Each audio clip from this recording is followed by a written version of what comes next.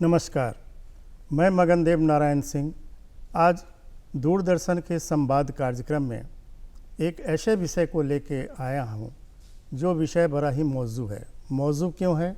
आज रक्षाबंधन है, भाई बहन का पवित्र त्यौहार है और रक्षाबंधन के दिन हम ये विषय लेके आए हैं कि जो महिलाएं काम करने वाली हैं, चाहे वो किसी ऑफिस में काम करती हों, चाहे किसी घर में जाके काम करती हों, वो कितनी सुरक्षित हैं, और अगर वो असुरक्षित हैं तो वो अपनी लड़ाई कैसे लड़ सकती हैं।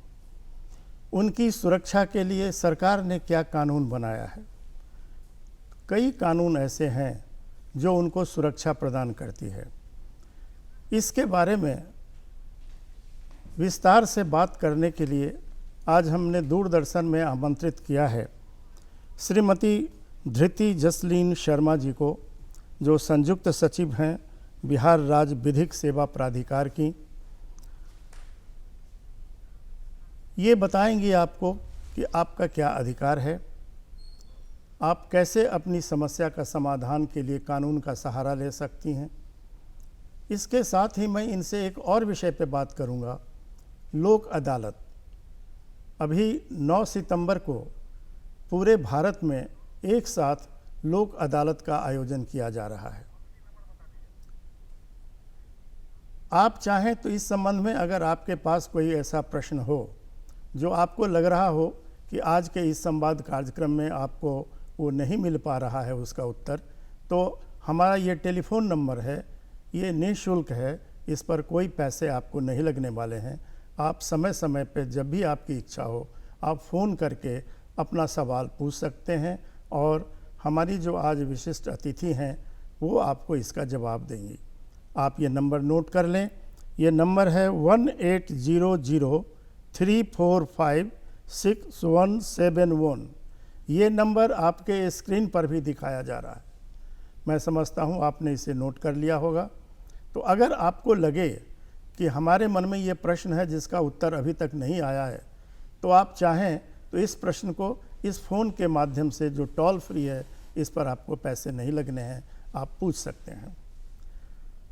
तो मैं आपको परिचय कराता हूँ। मेरे दाएं तरफ बैठी हैं श्रीमती धृति जसलीन शर्मा, ये संयुक्त सचिव हैं। परिचय मैंने इनका पहले आपको दिया है। ये महिलाओं का क्या अधिकार है, कानूनन लड़ाई वो कैसे लड़ सकती हैं, इसके बारे में विस्तार से आपको बताएंगे। तो इसमें सलमान जी नमस्कार, शुक्रिया। सबसे पहले तो जैसे आपने रक्षाबंधन का पर्व बोला है, ऐसा भी हमारी बहनों को रक्षाबंधन की खूब खूब शुभकामनाएं। और आज के दिन मुझे लगता है बहुत अच्छा विषय है जिसको हमने पकड़ा है कि महिलाओं की सुरक्षा। हमारी वो महिलाएं जो किसी दफ्तर में काम करती हैं, या वो महिलाएं जो हमारे घरेलू हेल्प के हिसाब से हमारी मदद करने के लिए, जो कामकाजी महिलाएं उनके घर पे जाके मदद करती हैं, तो उन सब की सुरक्षा सबसे ज़्यादा एक विषय है जिस पे ध्यान दिया जाता है। और उसके साथ दूसरा विषय हमारा आज का राष्ट्रीय लोक अदालत का रहेगा।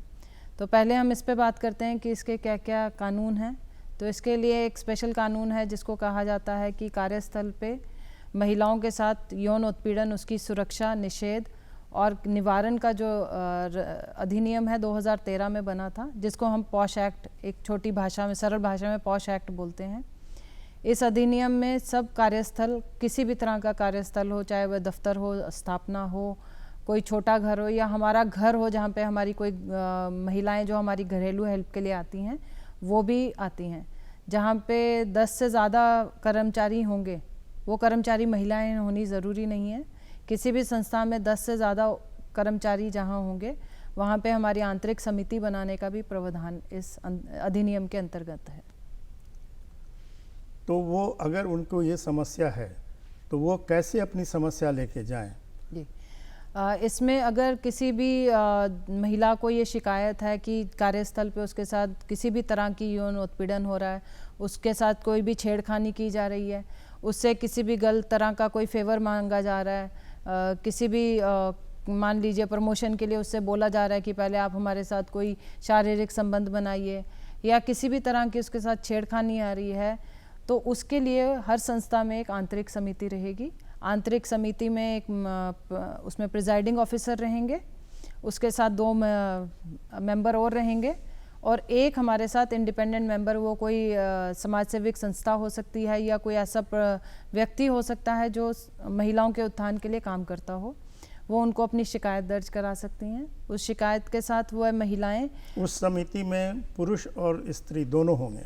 उस समिति में पुरुष स्त्री दोनों हो सकते हैं, महिला का होना अनिवार्य है। यदि उस संस्था में कोई महिला नहीं है वो अलग बात है, लेकिन अगर 3 सदस्यों में से 2 का महिला होना ज़रूरी है, यदि उस संस्था में उतनी महिलाएं हैं तो, उपलब्ध हैं तो वो अप्लाई कहाँ करें इस वो उसी आंतरिक समिति में, हर संस्था के अंदर एक समिति रहेगी, उसी समिति को वो अपनी जो है कंप्लेंट शिकायत दर्ज कर सकती हैं। और आंतरिक समिति में अगर उसके निर्णय से वो संतुष्ट नहीं है जी, तो फिर आगे वो कहाँ जाए? उसी का अपील उनकी, क्योंकि इसका जो अधिनियम के अंतर्गत, ये अधिनियम हमारे दूसरे आईपीसी के कानून के अगेंस्ट है, जहाँ पे कोर्ट का प्रावधान है।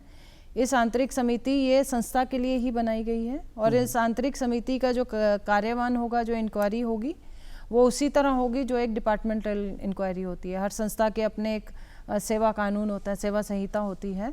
तो सेवा संहिता के अंदर जो प्रावधान है, जहाँ पे अपीलेट अथॉरिटी दिया हुआ है, वो उसी संस्था की अपीलेट अथॉरिटी जो उसकी नौकरी और उसकी नियुक्ति से डील करेगी, उसी के पास जाके वो उसकी अपील दायर हो सकती है। तो हमारे दर्शक, आपने सुना कि इन्होंने आपसे ये कहा कि अगर वो आंतरिक समिति से संतुष्ट नहीं है तो वो आगे भी अपनी समस्या को लेकर जा सकती हैं।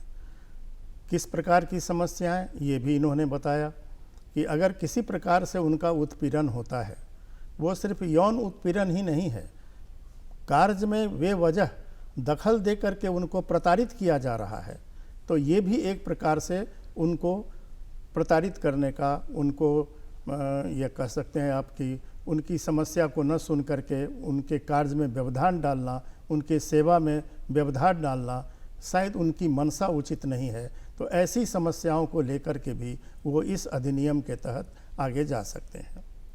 मैडम, आप ये बताएं कि ये कहाँ है, राज्य की राजधानी में या सभी कमिश्नरी में या सभी जिले में या सब डिवीजन स्तर पर भी? सर, ये हर संस्था में जहाँ पे भी 10 से ज़्यादा कर्मचारी हैं, उस संस्था में अपनी एक आंतरिक समिति बनाने का प्रावधान है। अभी हमारे सुप्रीम कोर्ट ऑफ इंडिया ने अभी एक केस में इस चीज़ को सुनिश्चित कराया है कि हर सरकार, राज्य सरकार इस चीज़ को सुनिश्चित करे कि हर संस्था में ये आंतरिक समिति बने। आंतरिक समिति का एक फ़ोन नंबर दिया जाए, एक ईमेल आईडी दी जाए, जिस पे अगर वो महिला डायरेक्ट जाके शिकायत दर्ज नहीं करा सकती तो वो इस ईमेल के द्वारा उसमें शिकायत अपनी लिखित में दर्ज करा सकती है। जहाँ पे ऐसी संस्था या जो हमारी कुछ महिलाएं जो घर पे जाके काम करती हैं, अगर यदि उनको कोई शिकायत करनी हो, या वैसी संस्था जहाँ पे 10 से कम कर्मचारी हैं, वहाँ पे ज़िला स्तर पे एक लोकल कमेटी, स्थानीय कमेटी बनाई जाएगी। वो स्थानीय कमेटी हमारे जो हैं ज़िला पदाधिकारी, डिस्ट्रिक्ट ऑफिसर के रूप में उस समिति का बनाएंगे। तो ये समिति ज़िला लेवल पे बनेगी। बाकी हर समिति जो है, आंतरिक समिति हर संस्था में बनानी अनिवार्य है। अच्छा, ये मान लीजिए कि किसी सब डिवीज़न लेवल पे ये समस्या उत्पन्न हुई है, तो वो अपना केस लेकर के सब डिवीज़न में ही जाएंगे या जिला पर भी जा सकते हैं? ये किस संस्था के अंदर हुआ है उससे रहेगा। अगर उस संस्था में आंतरिक समिति नहीं है, 10 से कम सदस्य हैं, कर्मचारी हैं, तो तब वो जिला स्तरीय जो स्थानीय समिति बनी है उसमें जाएंगे। लेकिन स्थानीय समिति से पहले वो कहीं नहीं जा सकती हैं, पहले स्थानीय समिति का निर्णय हो जाए, उसके बाद ही वो आगे मूव कर सकते हैं। तो आगे वो कहाँ, वो जो स्थानीय समिति है उसमें जो मेंबर हैं वो आपके सब डिविजनल लेवल के भी हैं, आपके प्रमंडलीय लेवल के उसके सदस्य हैं जी। और उनके निर्णय से वो संतुष्ट? जी, जिला पदाधिकारी के पास। अच्छा। जी जी। माफ़ कीजिए, एक फ़ोन आया है, वो आप कहाँ से बोल रहे हैं? हेलो। हाँ सर, प्रणाम। हाँ प्रणाम, अपना नाम बताएं और कहाँ से बोल रहे हैं ये बताएं। सर, मनोज हम बोल रहे हैं। हमारा प्रश्न है कि जो यह अधिनियम है जी, ये प्राइवेट संस्थान में भी लागू है कि सिर्फ सरकारी संस्थान में लागू है? प्राइवेट में लागू है तो फिर उसका माने मॉनिटर कैसे होता है? जी मनोज जी, आपका कार्यस्थल पर जो उत्पीड़न संबंधी जो आपका विधेयक है, प्रश्न प्राइवेट समझ में भी गई। लागू आपके है। प्रश्न का उत्तर ये दे रही हैं, कृपया आप सुने। ठीक ठीक, प्रणाम। मनोज जी, जो आपने प्रश्न किया है कि ये प्राइवेट संस्था, शायद वो लाइन कट गई, लेकिन उनका प्रश्न था ये प्राइवेट संस्था पे है या सिर्फ सरकारी संस्था पे। तो हम पहले भी बता चुके हैं, जिस भी संस्था में 10 से ज़्यादा कर्मचारी रहेंगे वहाँ पे आंतरिक समिति बनेगी। उसके लिए ज़रूरी नहीं है कि वो प्राइवेट हो या सरकारी, और उस संस्था के जो अपने नियुक्ति के जो अधिनियम या नियम बने होंगे उन्हीं के अनुसार उस पर जो भी है कार्रवाई की जाएगी। आपने सुना होगा, इन्होंने बताया कि चाहे वो सरकारी संस्था हो या गैर सरकारी संस्था हो, 10 या 10 से अधिक अगर कर्मचारी वहाँ काम करते हैं तो वहाँ पर ये अधिनियम लागू होता है। वहाँ पर आंतरिक समिति बनेगी और आपको अपना मुकदमा पहले उस आंतरिक समिति में ले जाना है। उसके निर्णय के पश्चात ही आप आगे कहीं बढ़ सकते हैं। मैडम, ये एक बात क्लियर कर दीजिए कि ये जो समस्या है, खास करके जो घरेलू, एक तो हुआ ऑफिस में, जी जी जी घरेलू भी महिलाएं जो काम करती हैं, जी। जो किसी हाउसवाइफ को सहायता करती जी हैं, जी जी वहाँ पर अगर उनको समस्या हो, वहाँ तो कोई ऐसी समिति होती नहीं है। जी, वो स्थानीय जो समिति हमने बताया जिसको हम लोकल कमेटी कहते हैं, जो जिला पदाधिकारी बनाएंगे स्थानीय लेवल पे, वो उसी में वो शिकायत दर्ज करेंगे। अच्छा, वो जिलाधिकारी उस समिति का गठन करेंगे? जी, गठन करेंगे, जिसको हम स्थानीय समिति या लोकल कमेटी कहते हैं। जी, तो उसमें सरकारी और गैर सरकारी दोनों केस सब जा सकते हैं, सभी केस सभी जा सकते हैं। वो किसी भी ऐसी जगह से जाएंगे जहाँ पे स्थानीय हमारी आंतरिक समिति नहीं है। नहीं है जी। अच्छा अच्छा। और अगर आंतरिक समिति है फिर आंतरिक समिति में ही कंप्लेंट देनी, तब उनको तब वो स्थानीय कमेटी में नहीं जाएंगे, स्थानीय समिति में नहीं जाएंगे। मैं एक बार फिर आपको दोहराता हूं, जो भी दर्शक देख रहे हैं, कि अगर उनके मन में कोई प्रश्न है तो वो पूछ सकते हैं, और ये नंबर हमारे टीवी स्क्रीन पर भी आ रहा है, आप उसको देख लें। मैं आपको नोट भी करवा देता हूं, आप इसे लिख लें, और कोई प्रश्न ऐसा आपके मन में उठता हो तो आप सीधा ये प्रश्न पूछ सकते हैं। नंबर है 1800-345-6171। मैडम, आप ये बताएं कि ये अगर राज्य में जो समितियां आपने कहा अलग अलग कलेक्टर इसको बनाए हैं, अगर उनके फैसले से भी वो संतुष्ट ना हो तो वो कहाँ जाए? राज्य में नहीं, जिला स्तरीय नहीं, जिला स्तर पर अगर जिलाधिकारी ने बनाया, पे जिलाधिकारी ने जो समिति बनाई है तो उसका अपील जो है जिला पदाधिकारी के पास जाएगा। जिला पदाधिकारी के जी, पास जाएगा। जी, जी। अच्छा अच्छा अच्छा। बीच में अगर मान लीजिए कि वो कंप्रोमाइज कर लेता है? जी, इस प्रावधान में इसको जो है, ये मैंने आपको पहले बताया, अगर वो चाहें तो वो पुलिस के पास जो शिकायत, जो न्यायालय में शिकायत या पुलिस के पास अपनी प्राथमिकी दर्ज कराना चाहें, वो इससे अलग है। वो कोई कानून बाध्य नहीं है कि वहाँ पे नहीं जा सकती। इस कानून को थोड़ा सा इस विचार से भी बनाया गया है कि कार्यस्थल पर यदि कोई ऐसा कुछ उत्पीड़न का होता है और मान लीजिए बाद में वो कर्मचारी अपनी गलती का एहसास करता है, या दोनों सहकर्मी, जिस तरह महिला सहकर्मी और जो उनका पुरुष सहकर्मी जिसने उनके साथ यौन उत्पीड़न किया है, उन दोनों में आपस में सुलह हो जाती है, तो वो लेकिन अपनी नौकरी में दोनों खराब नहीं करना चाहते, तो अगर यदि वो चाहें तो वो सुलह भी कर सकते हैं। लेकिन इसमें एक चीज़ प्रावधान में दिया गया है कि ऐसा नहीं हो कि जो पुरुष सहकर्मी हैं उनको कोई पैसा दे के उनका मुँह बंद करवाने की कोशिश करें। यदि वह आपस में अपना मन मुटाव ख़त्म करके इस अधिनियम के अंतर्गत, ये हम आईपीसी या न्यायालय में जो हमारी धारा लगती है, ये हम कोर्ट के केस की बात नहीं कर रहे, क्रिमिनल आपराधिक का जो मुकदमा है उसकी बात नहीं कर रहे हैं, हम इसका जो हमारा अधिनियम जिसकी बात कर रहे हैं, कार्यस्थल पे जो यौन उत्पीड़न के रोकथाम का अधिनियम 2013, हम सिर्फ उसकी बात कर रहे हैं।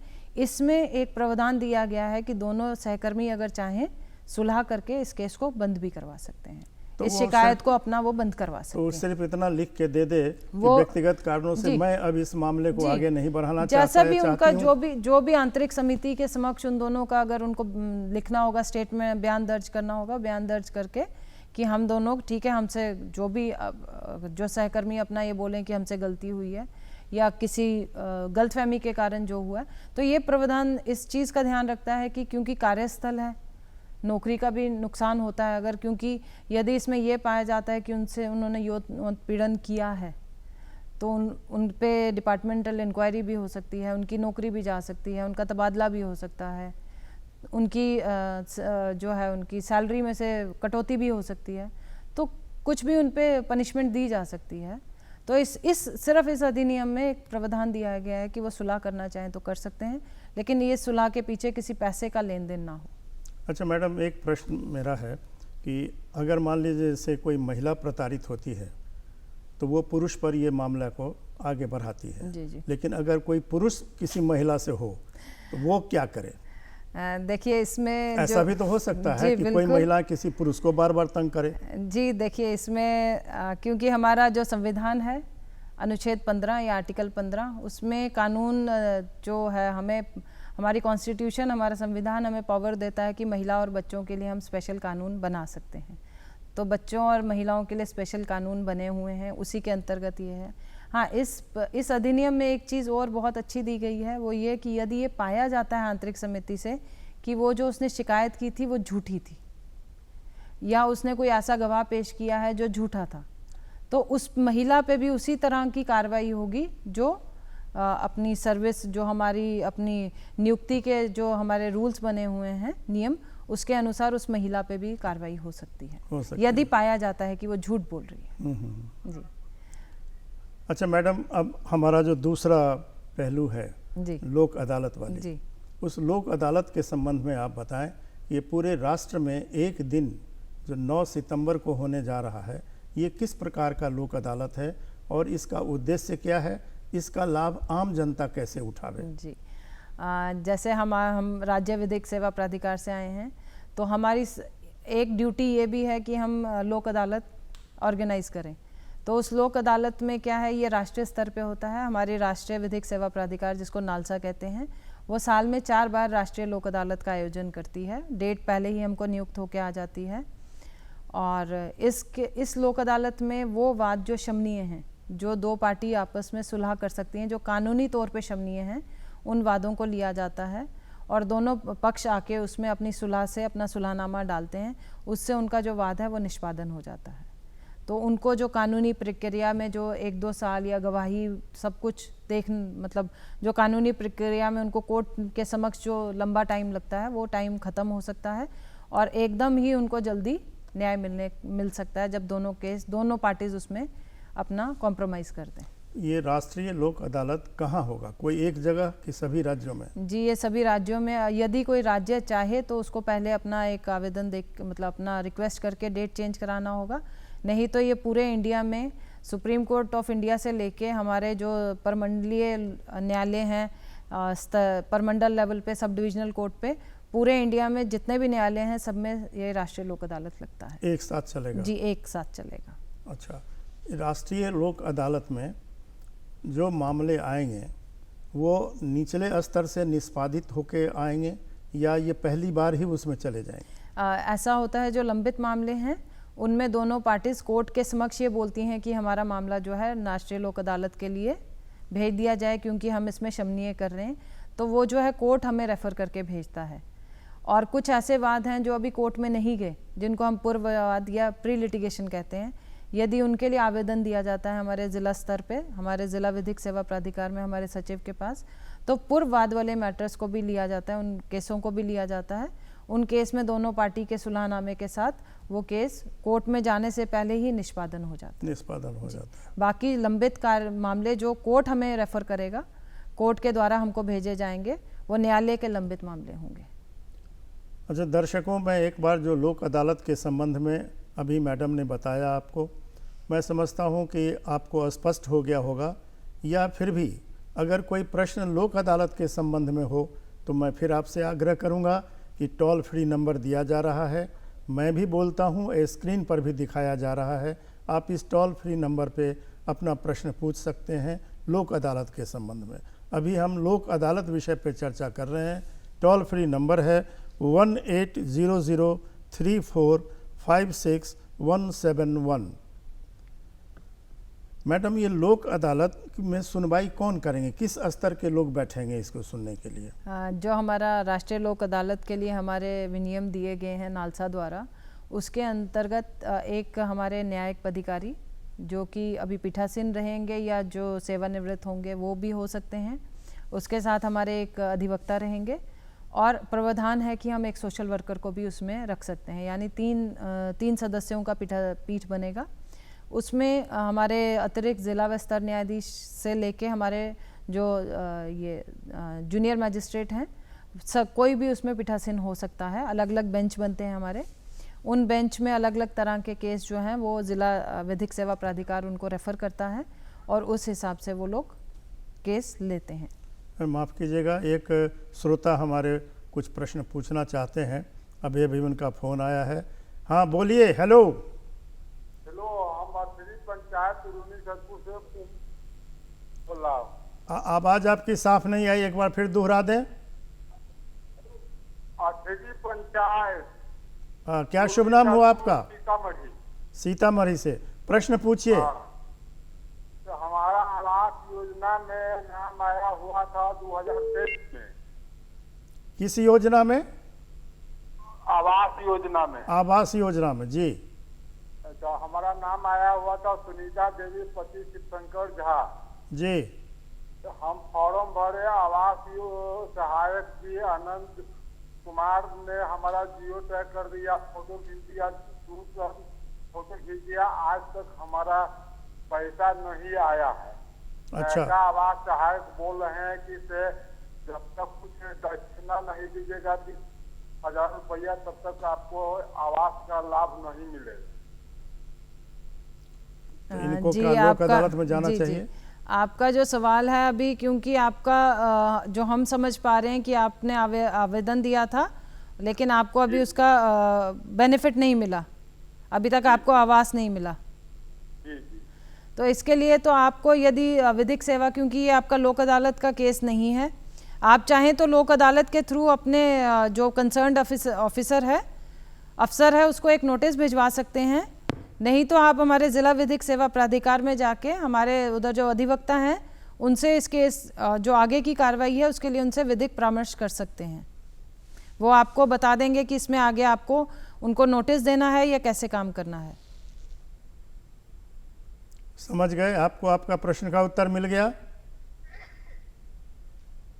अच्छा अच्छा अच्छा मैडम, हमको लगता है वो संतुष्ट हो गए क्योंकि फ़ोन कट गया है उनका। वो अपने ज़िला विधिक सेवा प्राधिकार या अगर प्रमंडल लेवल पे हैं तो प्रमंडल ज़िला विधिक सेवा समिति भी हमारे पास है, वहाँ पे जाके हमारे सचिव से मिलके, और वहाँ पे हमारे पैनल अधिवक्ता हैं जिनको उनको कोई शुल्क नहीं देना। अच्छा। हम निःशुल्क विधिक सेवा देते हैं। उस पैनल अधिवक्ता हैं उनको पेमेंट हमारी तरफ से जाता है, वो किसी पक्ष से पैसा नहीं ले सकते। हम जो गरीब लोग हैं, जो औरत है, बच्चे हैं, इन सबको हम निःशुल्क विधिक सेवा आर्थिक रूप से कमजोर जो लोग हैं, जो अपने पैसे से केस मुकदमा नहीं लड़ सकते हैं, उनके लिए जिला स्तर पर मुफ्त विधिक सेवा के तहत मुफ्त विधिक सेवा एक एडवोकेट का पैनल बनाया हुआ है जो निःशुल्क सेवा देंगे, और जिनकी ऐसी समस्या हो तो वो जिला स्तर पर जा सकते हैं और अपनी समस्या उनको कह सकते हैं, जिला स्तर पर और जा ये सकते सेवा हैं। उनको निःशुल्क मिलेगी। और हर व्यवहार न्यायालय में हमारा दफ्तर है। अच्छा अच्छा। हर व्यवहार न्यायालय। हाँ, ये भी एक महत्वपूर्ण बात है कि हर व्यवहार न्यायालय में इनका एक दफ्तर है। उस दफ्तर में उस सचिव से एडवोकेट का सचिव साहब से मिल करके। अच्छा हाँ, हेलो। हाँ फोन। हेलो। हाँ जी। हेलो। हाँ जी बोलिए। मैं नमस्कार। जी नमस्कार। आप कहाँ से बोल रहे हैं? हाँ सर, मैं उत्तराखंड से बोल रहा हूँ। उत्तराखंड? जी हाँ। अरे अपना शुभ नाम बताया जाए। मैं दीपक कोंडियाल हूँ जी। और मैं प्रांतीय रक्षक दल विभाग में वाहन चालक का कार्य करता था।